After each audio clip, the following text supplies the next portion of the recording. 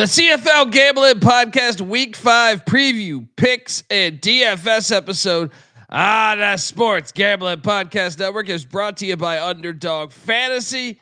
Yes, get up to $1,000 deposit match when you sign up at UnderdogFantasy.com with the promo code TCESGPN. So do that, and remember, as always, folks, to let it ride. Hey, this is Eric Metcalf. You're listening to SGPN. Let it ride.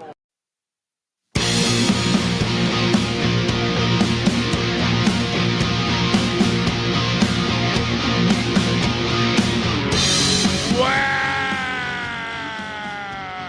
Come to the CFL Gambling Podcast.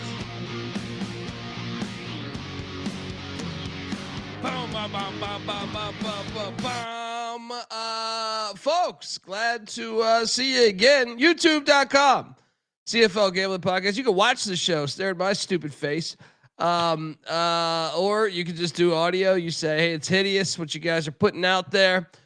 Either way, we are glad to be back and talking to you in some fucking form. And I mean, what an exciting week of CFL action we're going to break down, recap, and then we'll pick the upcoming weekends. I'm excited. I'm one of the only guys I feel like in America that circles 4th of July where I could just have some drinks and watch Canadian football. All right. What's more American than that?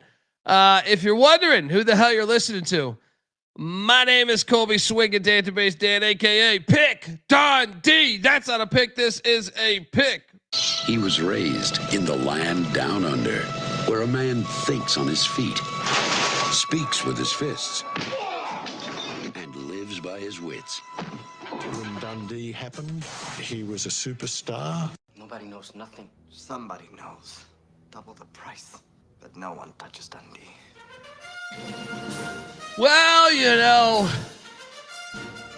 I had a pretty good weekend.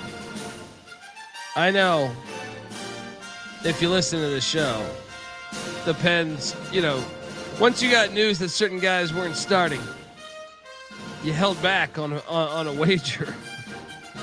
But that's been the story of this season thus far, I would say. The injuries continue to roll on, and players we thought were going to be playing did not play. We will talk about it all, but first I am joined by a man who's always injured. Well, if sick means injured, you know, I don't know. He's talking about, you know, he's got just major problems in all phases of life. But no, I'm hoping he's doing okay because, you know, just how that trip to Tijuana really treats you there. Give it up for the host of the Old Fashioned Football Podcast, and you know, the host of the UFL Gambling Podcast as well. Subscribe to both. Give it up for Justin Mark, aka No Turd. Jmark, how are you, buddy? Doing good. Yeah, I'm blaming the zero turn. It's the bane of my existence. It's always broken. I shouldn't say that because knock on wood, it is not broken right now. But yeah, doing good. I'm looking forward to this week of CFL. Only went 2-2, so I took a little step back last week, but the two I hit on were 2 moneyline dogs, so I will take that. Well, first off, I think we should hit on the fact that so you actually bet all 4. I did. Of course I did. I pulled off when I got the news about BC. I was like, okay, I'm staying away. That was smart. Yeah, but let's jump right into reacting before we show this beautiful slideshow that we have built, including our huge tits parlay. Game 1, never a doubt. Yeah, you texted me never a doubt. Never a doubt. I was covering what the last minute and a half. The Winnipeg Blue Bombers 36, the Edmonton Eskimos 23. I was down at the beach. You know, I flew back from LA and I had to go with a little family trip down. Like I was basically in North Carolina for like 10 hours and then hit the beach, drove down. So I was watching this beach side, nothing like CFL at the beach, but yeah, I was all over this one. Winnipeg's just They're a team that's just on a mission. And shout out to just Castillo in that 23-yard field goal. I mean, are you? I want to know where you're at with now Ford. You played him in DFS, only 6 yards rushing after you touted how great he is. 18 of 29, 252. Now 9 yards of completion, almost about. 1 touchdown, 0 interceptions. He actually played a pretty good game. Julian Grant had a big game for them. Yeah. What'd you make of this game? I know you lost, but also, are you buying that? Did you see some signs that maybe the Eskimos couldn't be decent? So first of all, I still think I was on the right side of this thing. Fucking minute and a half field goal cover. I guess that's where it bites you though in the CFL, because those last 3 minutes, that clock doesn't roll the same. So you can get a team that, even though they're ahead, they can't just run the clock out, right? Yeah. And then also the defense. All part of my strategy, right? The defense for Edmonton, they knew they were going to run the ball, and they still couldn't stop them from getting 10, 15 yards every run at the end there. As far as Trey Ford, I feel like him having the decent, right? He had a decent game. He didn't look terrible. He didn't throw interceptions. He kept them in the game. I mean, it was 23-23 in the third quarter. I feel like that was probably the worst thing for Edmonton. But I also think this is a coaching issue. If you look at their first drive, they are running the RPO, which his 6 yards, only 6 rushing yards. They were running the RPO though, because the defense knows they have to account for his rushing.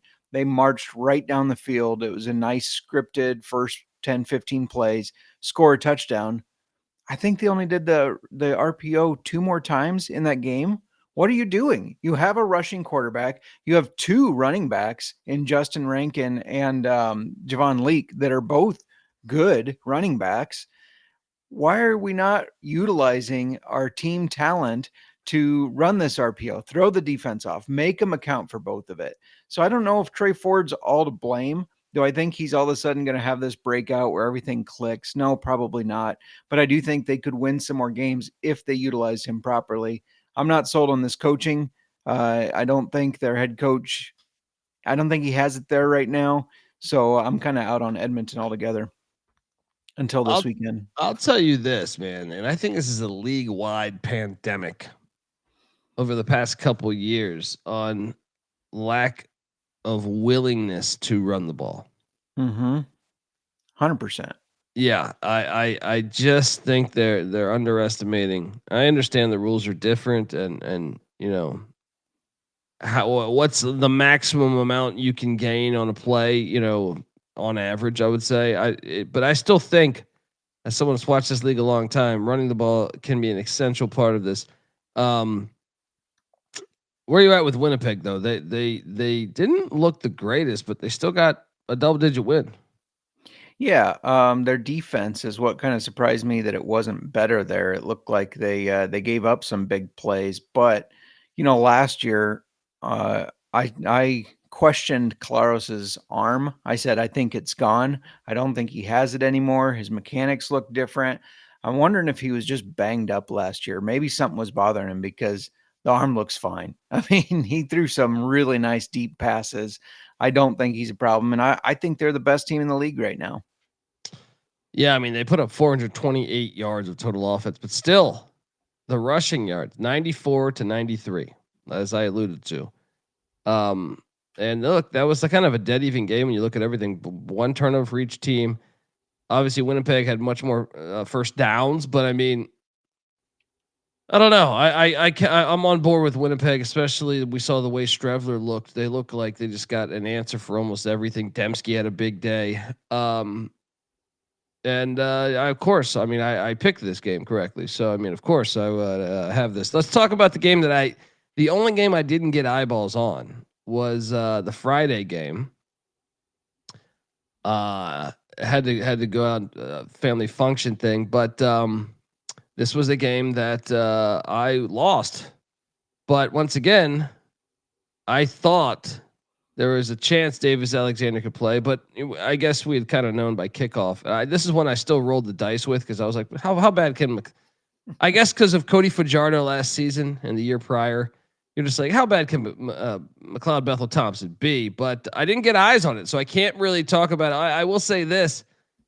Shout out to Hamilton because our future looks a little bit better after this win. But they did dominate really a lot of the stuff. I mean, 318 yards at 241. They outrushed, which was surprising to me when you outrush Montreal.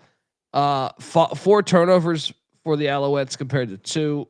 What happened? Did you get eyes on this game? Yeah, I did. They outrushed them, but that's because Montreal gave their running backs a total of 5 carries. You gotta give your running backs a little more. Like you said, there's a pandemic of not running the ball. When I said if Davis Alexander is out, I said on our pick show that I was on Hamilton because McLeod Bethel Thompson, we've seen him in the CFL, we've seen him in the USFL. He's good at doing a lot as far as throwing the ball, passing for yards, but not accomplishing a lot. And that's kind of what we saw. I mean, there were moments where he moved the ball down the field just fine, but they couldn't capitalize on that. Plus he had the 2 interceptions. He's done. He looked past his prime, in my opinion. McLeod's had a good run at quarterback, but I think they should bring in somebody with a little more younger blood for the backup. And then Hamilton, I mean, just same story as last year, right? They put up a lot of yards. Bo Levi Mitchell looked pretty decent. The offense looked good. It was just that the defense was able to capitalize on Montreal's mistakes there. That was the difference in this game, that Hamilton's defense actually showed up. Yeah. And that would be a huge development, by the way. If they can consistently play at that level, we'll see. But I want to talk about the next 2 games. But before we do that, I do want to let you know that you are listening to the CFL Gambling Podcast. We are part of the Sports Gambling Podcast Network. And you can listen to every podcast we've ever done, every episode on the network for free. Just type in SGPN into whatever you listen to podcast on and hit that subscribe button to the SGPN feed. Get it wherever you get your podcasts. And remember, as always, folks, to let it ride. All right, we are back recapping, and then we will be talking the upcoming week. But this one, I would push back a little bit on, like, I understand Winnipeg's pedigree over the years, but Jmark, there is one team that has ran the ball and ran the ball well, and that is the Saskatchewan Roughriders. I do believe we both rostered. Why am I drawing a blank on the running back right now? Yes, Alouette. Look, they rushed for 188 yards. That's more than I feel like the whole goddamn league combined. All right. 358 yards, dominated. And see what happens when you can successfully run the ball. Almost 39 minutes of time of possession to 21. And I know BC did not have Rourke, right? But still, when you dominate the line of scrimmage like that, and really there was a huge play right before the half in this game that really changed the tide. There was a touchdown pass from Masoli to, I want to say it was McGinnis. I could be wrong. Literally like three plays before the half, or 2 plays before the half. Then there was a hold, I believe. And then the next play, no, it was consuming. The next play, Masoli threw a 90-yard pick 6. So it was such a difference. You would have had the lead going into the half as opposed to, being down 2 scores now. But still, the line of scrimmage, even with that, I don't know that they would have been able to sustain that, because the way that they were running the ball, I'm super impressed. So far, to me, Corey Mace, Coach of the Year. Yeah, no, they have looked good, but again, they started 4-0 last year, and then they went 1-7-1. So I'm not, I see a lot of things, people sharing on Twitter like this. The offense is better this year than last year, though. It is, yeah. And the way they're running the ball is better. AJ Owlett looks great if he stays healthy, of course. Which, knock on wood, hopefully he does. Don't miscredit BC, who ran James Butler 123 yards and a touchdown. Also had a really nice game. Kind of shows you that if you run the ball, like, your offense can open up. The problem for BC was that Jeremiah Masoli was so turnover prone. He did not look good. That's another guy that it made me question, like, why is he on the roster? There's got to be somebody out there that has more potential that can come in as a backup and not make these mistakes. So yeah, credit to Jeremiah Masoli. It's unfortunate that he's not been able to stay healthy through most of his career, especially this latter half. But I don't think he deserves a roster spot at this point. It's almost like, well, he's a veteran, so let's keep him. Well, what's crazy is Chase Bryce came in and looked pretty good. I mean, he only threw like 4 or 5 passes, but yeah, looked better at least. Yeah, for sure. He looked better. It's almost like the UFL thing. It's like you got this guy just sitting on the bench. He looks better than Masoli, and I like Masoli, but he's long in the tooth. Yeah, he is. Also, just wanted to tout real quick that in the Hamilton game, called the Kenny Lawler first touchdown, and in this game called Keon Hatcher, got a 10-1 and a 12-1 there. Gave them both out on VSiN, so hopefully you tuned in. There we go. And then our mega whale play, which I gave away on Twitter again, in case people forgot, leading up to the game. I said there is no way that the Argos will lose this game. And wow, I mean, what a hilarious game. If you watch this game, how about the what's the safety's name? I'm drawing a blank. Yeah. I mean, just killing it with we had like 2 scores of ridiculous yardage. I don't have it in front of me, but 105-yard fumble return for a touchdown, and then he had 120-yard missed field goal return for a touchdown as well. He's a rookie too. I mean, and this is a guy that, a lot of people make a deal about, well, the ratio of Canadian and American players. This is a guy born and bred in Canada. And I think it just goes to show you that if these guys scout right, they got good players at home there. Yeah. Sorry, you didn't hear that, right? I had a clip pull up. I was loading up the highlight. Now what's crazy is Argo still couldn't run the ball, just 30 yards on the ground. But I'll tell you this, Ottawa, you almost felt sorry for Dustin Crum because I felt like they kept getting in position to score, and just whether it was the bad interception in the end zone where he put a little too much on it, or the strip where the guy takes it 100 yards, or the blocked field goal, it was just they couldn't get out of their own way. But 2 Ottawa goals. two block field goals. Insane. But Ottawa, I think Toronto is showing major signs of life, whereas Ottawa, I'm like I'm ready to say the coaching change might need to be happening. See, I don't know, because if you don't take if you take Schluka out of that game and he doesn't have those returns, this game's 16-15, Ottawa winning.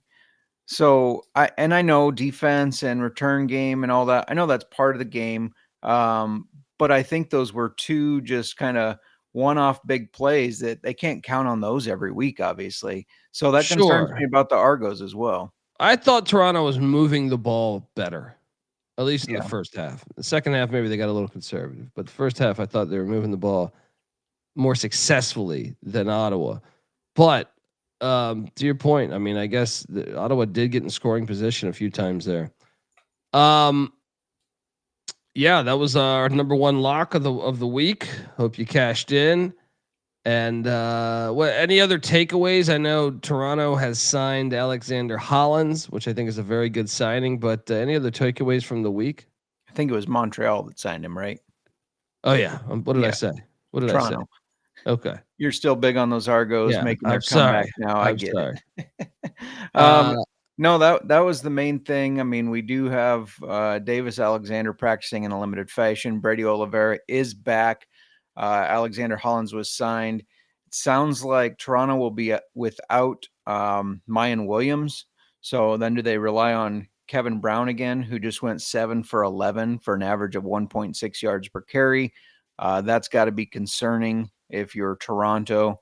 I don't know. It's just, I guess they do have a bye this week, so they're lucky there, right? Don't they have a bye? No, they do not. Am I crazy? They're playing Hamilton. They play Hamilton, right?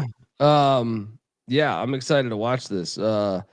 Actually, that might be the most exciting game of the whole week. I don't know, that or Calgary. And I'm also hearing Chad Kelly practicing in a limited fashion, but also there's some buzz that Chad Kelly may not play until way late in the year. And if they're not in it, he's not playing at all. So I'm getting two different reports on what is going to happen with Chad Kelly.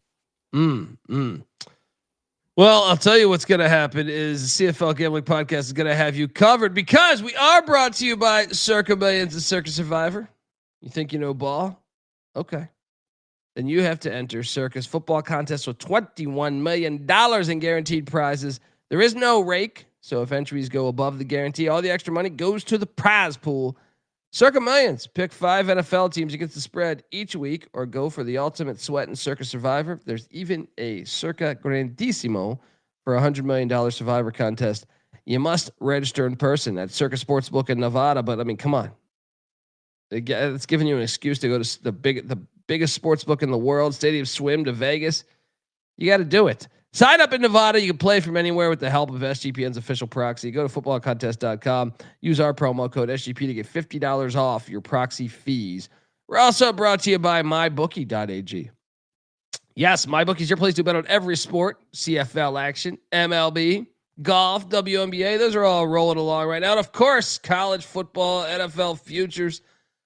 MyBookie accepts customers from a ton of different locations as well. You can easily deposit, get lightning fast payouts using crypto. So head on over to mybookie.ag with our promo code TCESGPN for a 100% deposit match up to $1,000. Terms and conditions apply. Of course, that's mybookie.ag. Promo code TCESGPN. All right, we are back, and let's get on with this show. All right.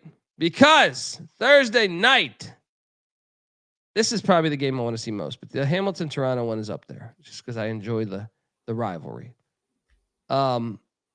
Winnipeg heading into Calgary, take on these Stamps who had the week off. Winnipeg laying 3, the over-under at 51.5. I got news for you, Jmark. You can keep your filthy 3 points. All right. Stamps are winning this thing outright. All right. You don't just walk into a stampede and start barking out orders. All right. You get the fuck out of the way. And that's what's happening right here. This will be Vernon Adams' coming out party. And I'm all over these Stampeders. I do like the over 51.5 as well. What are you doing here? Well, first of all, I messaged you earlier saying this line stinks. I think Winnipeg should be favored by more than 3, which does make me nervous, but I'm not ready to fade this Winnipeg team. They have looked too damn good. I know everybody's crowning Saskatchewan and Montreal. Those in the power rankings, that's what I see the most is the 1 and 2. Not me. I think Winnipeg's the best team in the league. I think they're the most complete. They've got the history, they've got the veteran leadership. Plus, this is the Stampede Bowl. I don't know. They have a trophy for it and everything. And I think, I know Winnipeg has won a lot, but they've also lost a lot recently. 4 of the last 5 Grey Cups, I believe. I think they want to get a little taste of winning a championship here.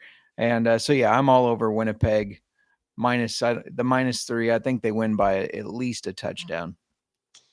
Wow. Just falling into the chalk. I can't wait to talk shit. All right. Spinal.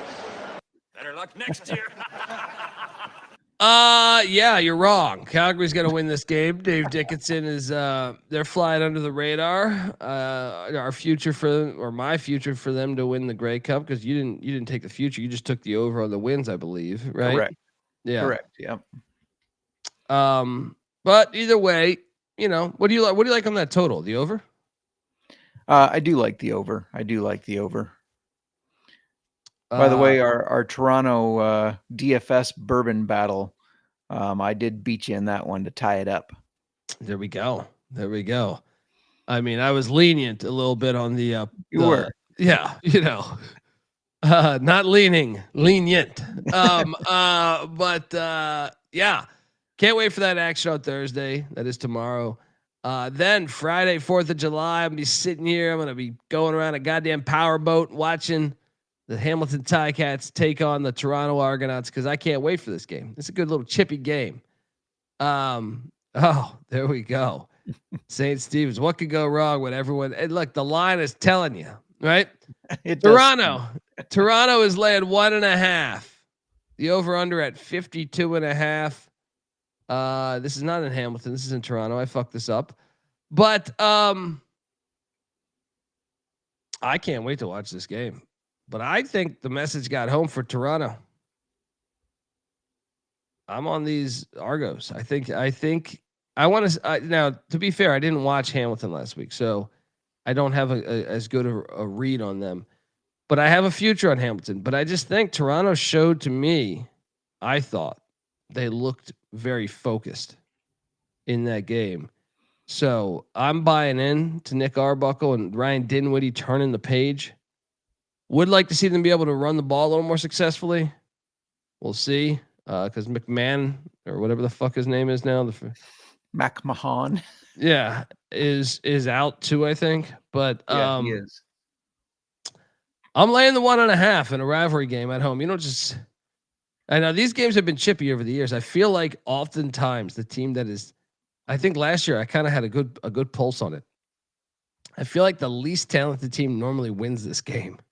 That is why I'm serious. Like, go back. I feel like last year it's a rivalry game. So it's like, I feel like, okay, your season's not working out the way you think. I like the team that has not looked the better thus far this season to win the game. Toronto gets a little win streak going. I'm laying the 1.5. As far as a total of 52.5, I'm going to take the under on that. Yeah, I'm seeing eye to eye with you on the total there. I like the under as well. I was impressed by Hamilton's defense. So they had some moments and they weren't against the greatest offense, obviously, especially without Davis Alexander. I mean, but I was impressed with what they did, and I think they can build off of that. And Toronto, like I said when we were recapping, Sluka's not going to have 2 more 100+ yard touchdown returns. I mean, maybe he will, but I doubt he will. That's more of a fluke, right? So I'm with Hamilton here. I think they have the better offense. I think they have more pieces right now, and I do think that Toronto will not be able to run the ball, and that's going to cause problems. I don't care if Chad Kelly does come back, which I don't expect. I think they just keep kind of trotting him out there, so people have to guess what's going on. I know Nick Arbuckle has looked a little better over, let's say, the last 6 quarters. I thought he played good last game. Yeah, last game, and then the 2 quarters to end the game before that. So the last 6 quarters, he has looked better, but I still don't trust him. I mean, this is a guy that's thrown more career interceptions and touchdowns. So give me Hamilton to win this game outright. I don't need the points. I'll take them, but I don't need them because I'm taking them on the money line. All right, I like this. You're going to be so wrong this week. Fantastic.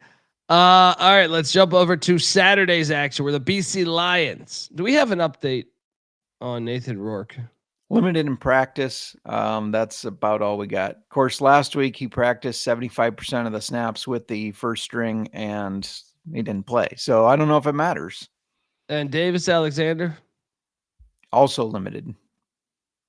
This makes it incredibly hard. I'm just gonna trust the team that has to go across the team at home when the other team has to go cross country. And I believe I just like their physicality more. Yeah. So I will lay reluctantly. This is the one I feel least about out of the 3. I will lay the 3.5. If Rourke plays, obviously that'll be a different story. I think you take the points if Rourke plays. Yeah. I will take the under, knowing that I think both backups are going to play. But I just have a tough feel on this because what happens if Alexander plays? What happens if Rourke plays? I think this is the hardest game on the board this weekend. But give me Montreal, and may God have mercy on your soul. What are you doing here?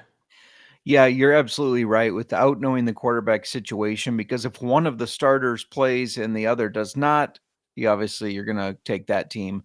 If they both play, then I'm taking Montreal, I believe, even though I do think it'll be a really good game, depending on how Rourke's core injury does feel. And if neither of them play and it's the backups, I don't know. I mean, Hamilton just kind of bitch slapped Montreal, which surprised me because the more physical team you would think is Montreal there. But I don't think Jeremiah Masoli has any bounce back left in his career, unfortunately. I mean, What if they go with Bryce though? Like that's another wild card. This game is really hard to project. It absolutely is. I'm with you here where I'm going to take the team that I think is better in Montreal.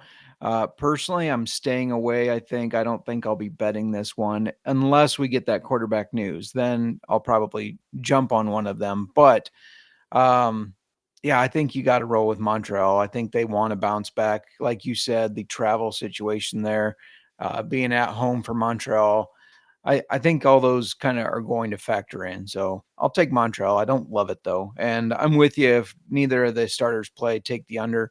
If they both play, take the over. Yeah, that's true. That's true. Then on Sunday to cap off our weekend, these terrible, the shit bowl. All right. The Ottawa Redblacks heading into Edmonton to take on the Eskimos. What's the status of Drew Brown? Since this is the last game, they have no practice report released, so I have no idea. I mean, this has been killer this year. Yeah. Well, I have to take the Eskimos. They don't practice with pads, so they're not hitting each other in practice. And I think you've made the point before that your body, it's going to adjust if it keeps getting hit, right? If you keep putting it through the ringer, it's going to adjust. If you don't and you're soft, what is the logic on that? Player safety. That's all it comes down to. God damn it. You're a part of fucking planet Earth. Guess what? You're going to die one day. Would you rather not try to win and be great in the time that you're fucking alive and play and go the distance? God, we live in the worst fucking time ever, dude. Yeah. I swear. Like, how can they be this stupid? How can, like, you get a chance? You're only that age. We have talked about this before, I think, with you. I don't know, but I would pay like $5,000 to go back and play football in my teenage years, or I mean, I wasn't good enough to play in my 20s, but I would pay that right now. You are in that era, and I'm talking about a pickup game for free. I would pay to have that experience again. We've lost our fucking sense of fucking what is life, in my opinion. Like, what are we supposed to do? Play fucking football. It's fun. The game is supposed to be fun. Eskimos all day. Fuck the Redblacks. I mean, I don't feel super confident, but I feel like the Eskimos are due. They looked better last week. Yeah. I mean, I know they lost by 13, but for a while they hung with Winnipeg there. And I think that's very impressive. I think Winnipeg is a much better team than Ottawa. Yeah. As far as the total, I think I go under on that too. How about you? I'm with you on Edmonton. Now, if Drew Brown plays, that probably changes everything because he did look pretty good before he got injured. So this is, again, it's kind of a crapshoot, but you know what? Fuck it. I'm going to say, even if he does play, he's going to be a little rusty, and we saw him get hurt because he was playing a little scared. He kind of crumbled and got landed on, fading away from a hit. If he takes the hit, I don't think he gets hurt. So let's just say that Edmonton is more physical here. I'm with you. Moneyline dogs. I don't need the +1.5. As far as the total, if Drew Brown plays, I'm liking the over, but if he doesn't, I'm with you on the under there. Yeah. I mean, obviously pay attention to the news I feel like that's the story of the season so far. Just pay attention to who the hell is starting. All right, Locke. What's the one you feel best about? The one I feel best about, with all these, there's some disgusting games. It would have to be one of the first two because we know who's playing in those. I'm locking up Winnipeg. I think they're the best team in the league. I know that that's going against your pick there. Well, for those first two, we aren't seeing eye to eye. So yeah, give me Winnipeg. We have a battle because that's what I feel best about. I feel best about Calgary. All right, you've had a good run there, Blue Bombers. Oliveira's back, I hear. Have fun with it. Stamps. Fresh off the bye week, 2 weeks to prep. So we have a battle on our locks. All right. Let's go. Yeah, let's go.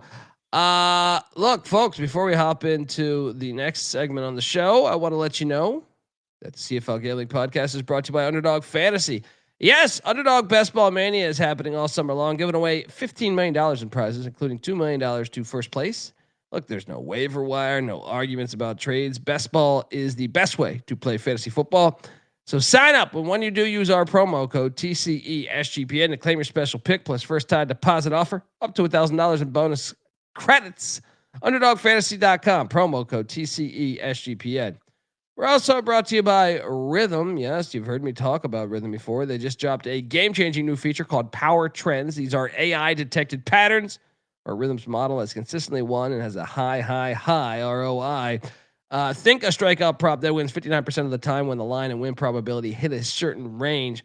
Power Trends are updated daily and exclusive to Rhythm. No touts, no noise, just clean data back bets, baby.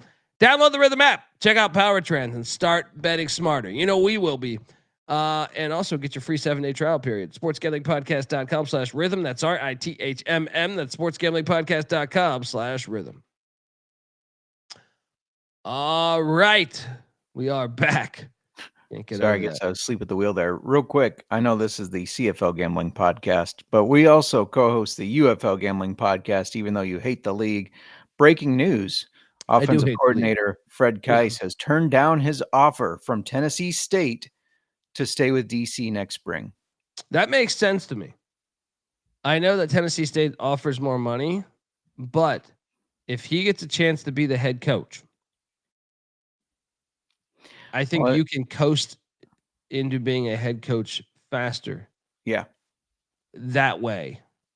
So he's parlaying. He's a little up there in age too. So I think that makes a little bit of sense. Yep. Agreed. It does say head coach Shannon Harris is expected to return, but it is not confirmed yet. That one I don't know about because he's younger and money is money. You have family. Yeah.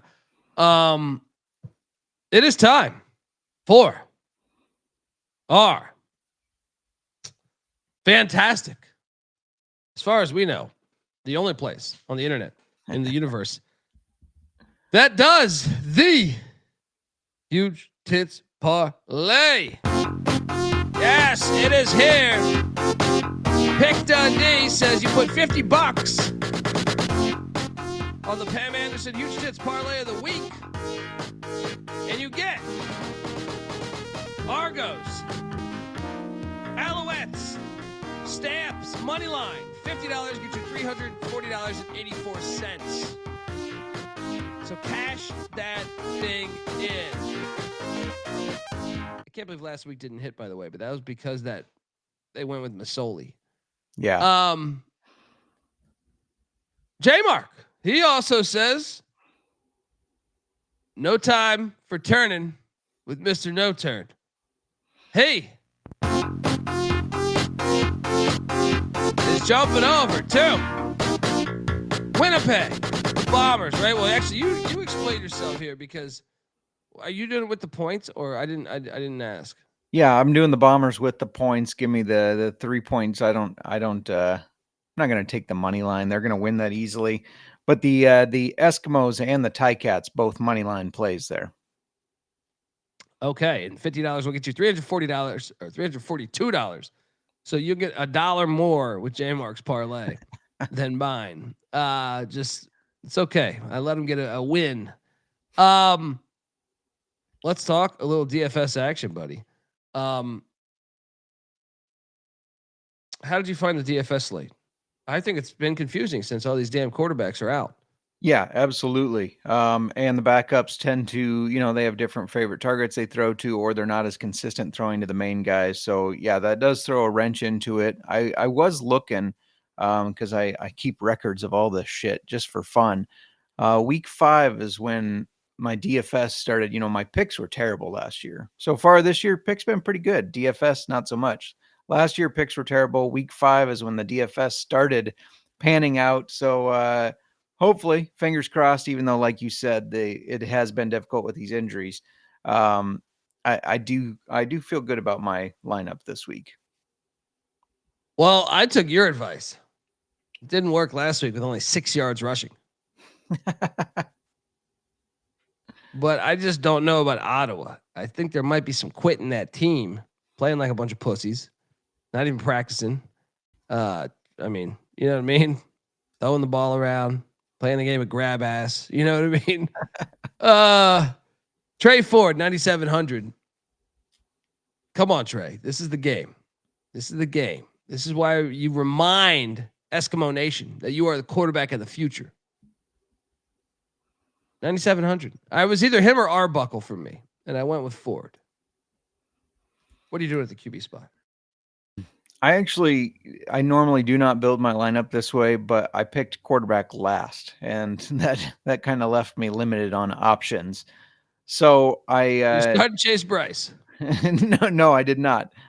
Davis Alexander is who I have, but if he doesn't play, same price, or actually, I guess $100 cheaper, Dustin Crum. But Alexander's the play if he plays. If not, it's Dustin Crum. Going after, like you are with Ford, going after the guys that can run. Now, will they run? I mean, we've seen guys like Trey Ford, Davis Alexander. We've seen them not run at times. So fingers crossed that they actually do take off and run. Alexander makes me a little nervous coming off a hamstring injury. Maybe he won't be as inclined to run, but I still like the play. I think he's looked good when healthy. Yeah, I mean, that's what I would monitor too. You might be able to find some value there. At the running back spot, I'm really hurt. I'm crushed with no AJ Alouette. He's got a bye week.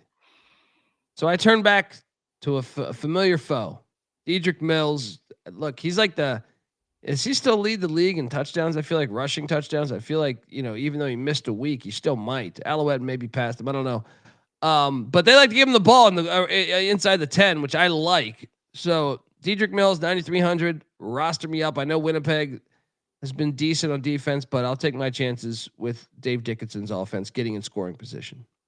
Did you roster Dedrick Mills? I did not, but you're absolutely right that they seem to love getting him the ball. He had 3 touchdowns in that one game, I think 2 in another. So they're not afraid to run the ball when they're close to the end zone there, and they do it with him.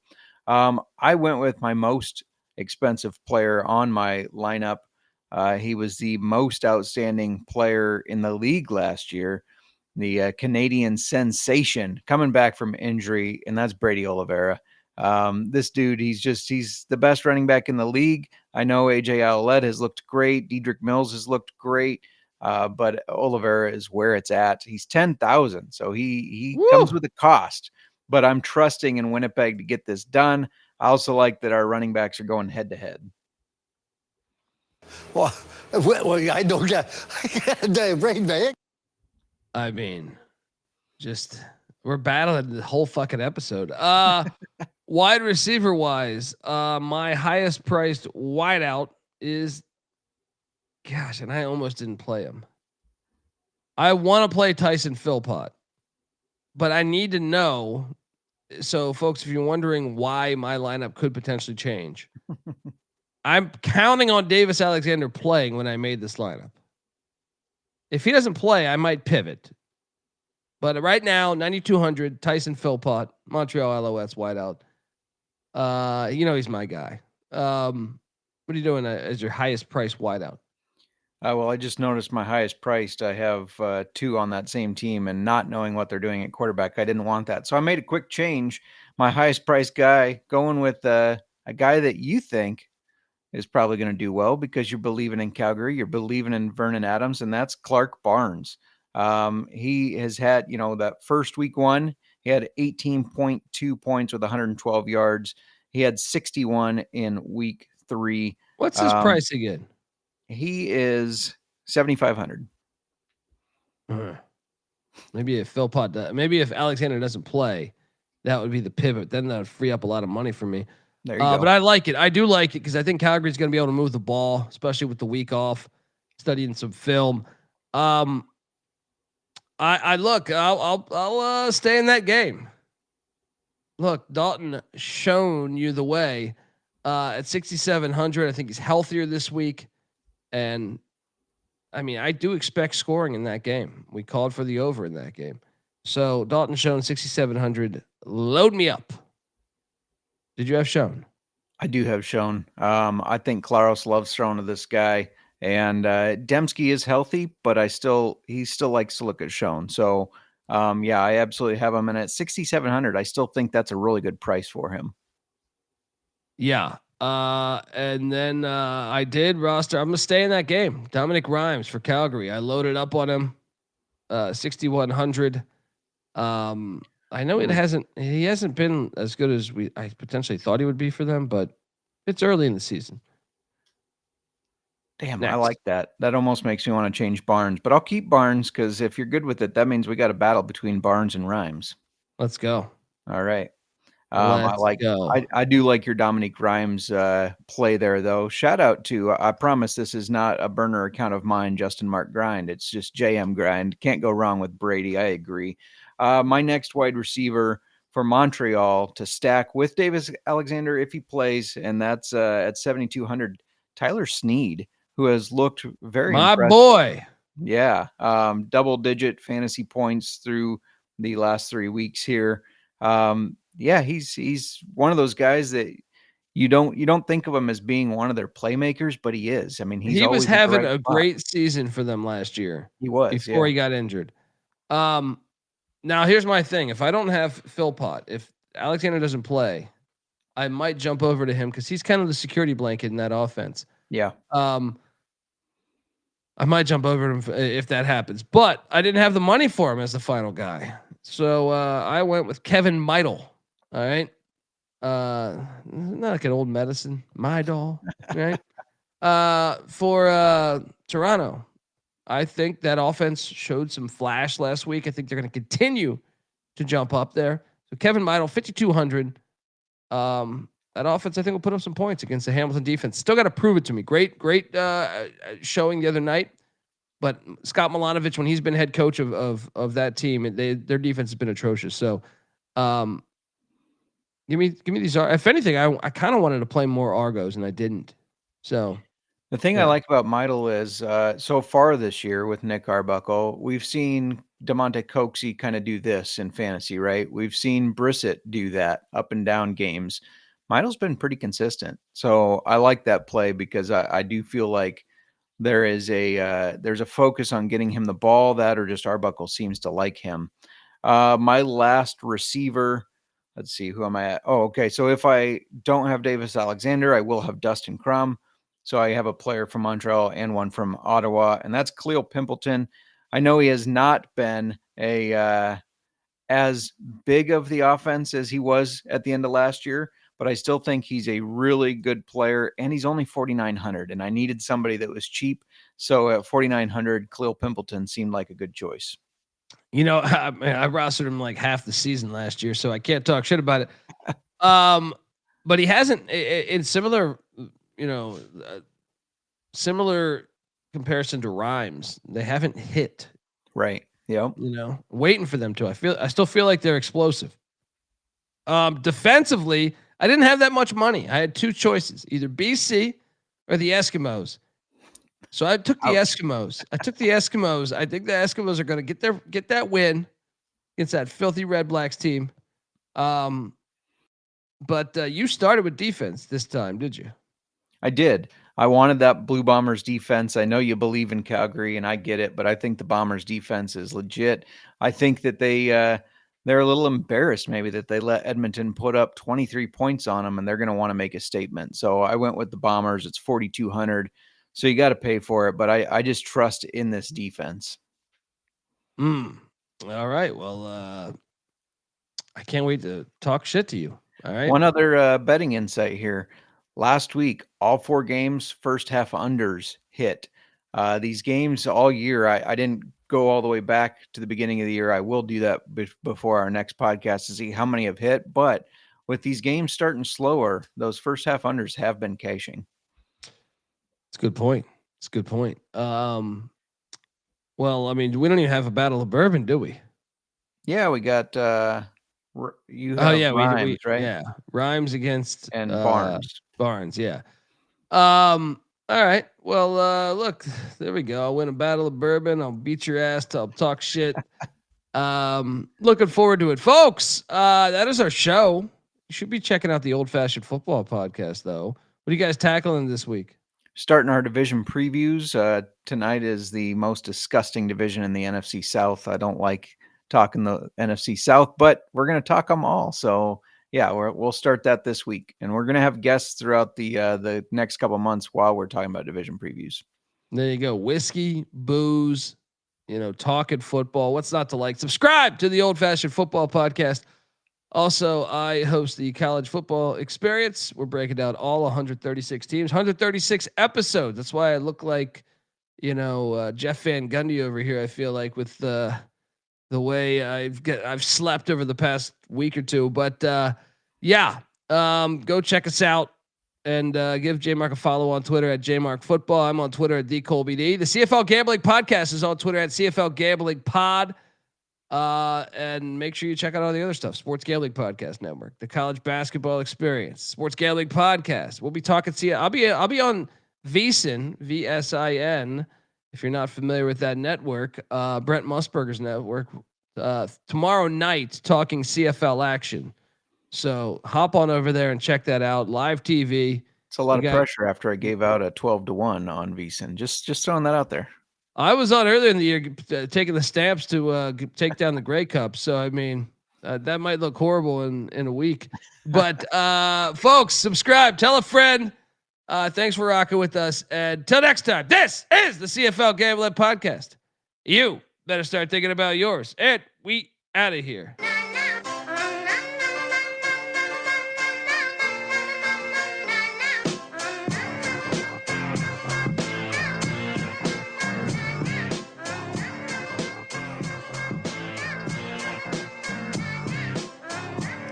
It's got me thinking about the good shit the minute that I seen your grill again. It made me good trip, good dog the mind back like dog will wind that. Man, I didn't get mad when you near me hit me tan back, but the comings on was strong. Now my shit's coming along, you know the song. The truth is I'm pretty much on fire again. It's eating up for real, I'm alive again.